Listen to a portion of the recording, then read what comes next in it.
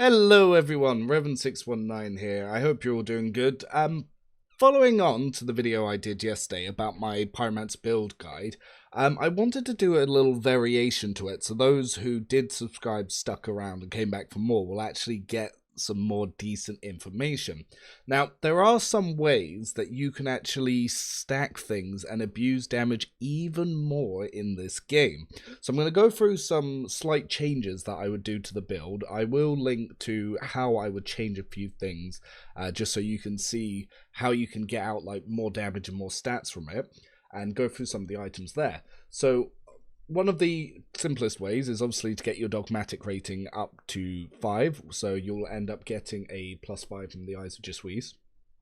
Another thing that you can do is you can use the Psyker's Breastplate, which every time Perils of the Warp activate, you'll increase your Psi rating by 1. A good way to trigger that is to have Irida in your party and make sure she's got the Warp Conductor gloves on to up herself. And if you keep using powers and triggering Perils of the Warp, especially if you have her with Grimoire of the Void, it can actually up his stats even more. Instead of using the Halo device, which I had done before, like I said, Hand of Offense can actually increase your stats quite a bit when it comes to your melee. So I'll run through some of the things that I've changed here, and I'll go through like all the stats of the build again. The only thing that's really changed from yesterday is obviously the chest piece. Hand of Offense is on there. I'm still using Swashbuckler. I've changed to the Psychic Footwear because there are some ways. I'm not sure if the dodge only applies on your turn or when you're given bonus turns. So for now, I'm actually testing with the Psyker's Footwear. So I've swapped over the boots because I think during the extra turns, you might not be getting the turn. Still using Warp Surge Bro, still using Starmist Scarf. So if we actually go into our character here, I'll show off the archetypes and I'll show what we've changed. So obviously level 1's still the same, skills don't matter here, just change to whatever you need. Endure is in the right place. I've respecs, we've got Dueling Mastery here, we take Relentless Blaze, weapon skill, that's important there. Orchestrate Flames, we go in for our Agility Psycho Minoris here, same as before, Body of Flames, Daring Breach 2, Sparks of Grey Flame, this is to get our criticals up, again, Nimble, Firestorm, so these now in the correct areas from yesterday's video.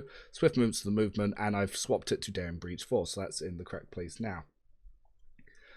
Over on the Arc Militant side of things, I believe it's all still the exact same as it was yesterday, except I've actually put into the correct place for subtle manipulation. Everything else, still pretty much the same. And then exemplars where I've moved a few things around because again I wanted to keep this in mind. If you're following my build video, that way you could still go through it as I've done before and not see any issues here. So what I've done here, so It Will Not Die is in the right place for rank 3 there. But if we scroll down through, at rank 8, we take heavy armor proficiency instead of the dual weapon combat, which I said you could switch. And then later, we also swap out another ability. I've also put in Destroyer, so we can lower enemies' armor, so this will make actually boss killing a little bit easier. Reckless Strike's still in there. And all the other things are pretty much the same. Like I said, I will link into the... and the other thing I changed was I put in Psychic Barrage. So that means I'll stuff them further away. So that was instead of Weapon Specialist. So these are the little changes I've had. I'll have a little video playing on the left here so you can go through and see what that looks like and how it does in combat. But yeah, you stack up damage very high very quickly. You'll be doing 2k Molten Beams that will then do an extra 1,000 on Backdraft. Your melee hits will begin close to 1,000 very quickly, and you'll be able to build up damage very good. So yeah, a little 5-minute update there just to show off what this can do. Yeah, if you have any other feedback or any other items, but one of the key things here is actually having Irida in the party. So there are some really good items that you can get for her, such as the Ethereal Visor will up her stuff, Mysterious Silver will increase all of her psychic damage she does, Vortex Pendant when she gets kills will up stuff. I've also got Cloak of Hatred, but one of the very good things is Sanctified Staff as well.